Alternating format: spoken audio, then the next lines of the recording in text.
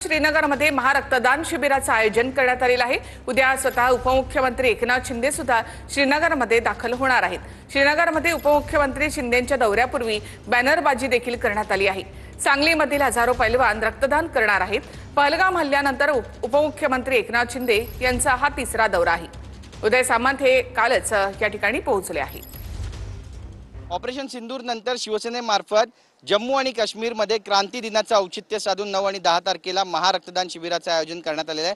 यासाठी स्वतः राज्याचे उपमुख्यमंत्री एकनाथ शिंदे हे दाखल होणार आहेत। ते स्वतः या रक्तदान शिबिरामध्ये सहभागी होणार आहे आणि यासाठी आता आपण पाहतोय की संपूर्ण श्रीनगर एअरपोर्ट परिसरामध्ये त्यांच्या स्वागताचे बॅनर लागलेले आहेत। माझ्या मागे आपण पाहू शकता या ठिकाणी कशा पद्धतीने इथे बॅनर लागण्यात आलेले आहे। Sindoor blood donation for the country असा आशय या बॅनरवर लिहिण्यात आलेला आहे आणि 9 आणि 10 ऑगस्टला क्रांती दिनाचं औचित्य साधून आर्मी कमांड हॉस्पिटल जे जम्मू काश्मीरमध्ये आहे त्या ठिकाणी 1000 जे पैलवान आहेत त्यांच्या मार्फत सांगली डिस्ट्रिक्टचे हे सगळे पैलवान आहेत ब्लड डोनेशनचं आयोजन करण्यात आलेलं आहे आणि हे सगळे जे जवान आहेत त्यांना हे रक्तदान केलं जाणार आहे। सगळ्यात महत्त्वाचं म्हणजे या शिबिराचं आयोजन पाहण्यासाठी आज कॅबिनेट मंत्री उदय सामंत हे जम्मूमध्ये दाखल झाले। तसेच उद्या जम्मूत होणाऱ्या महासभेच्या तयारीचा सुद्धा ते आढावा घेणार आहेत। तर दुसरीकडे उद्या राज्याचे उपमुख्यमंत्री एकनाथ शिंदे हे सकाळी श्रीनगरला 10च्या सुमारास दाखल होतील। आर्मीच्या मिलिटरी कॅम्पमध्ये महाराष्ट्राच्या सांगलीत हजारो पैलवानांसोबत ते रक्तदानही करणार आहेत। पहलगाम हल्ल्यानंतर उपमुख्यमंत्री एकनाथ शिंदे यांचा तिसरा दौरा आहे।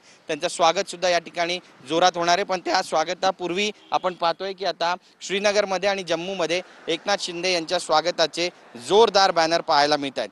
कॅमेरा पर्सन मनीष विचारेसह गिरीश गायकवाड, TV9 मराठी, श्रीनगर।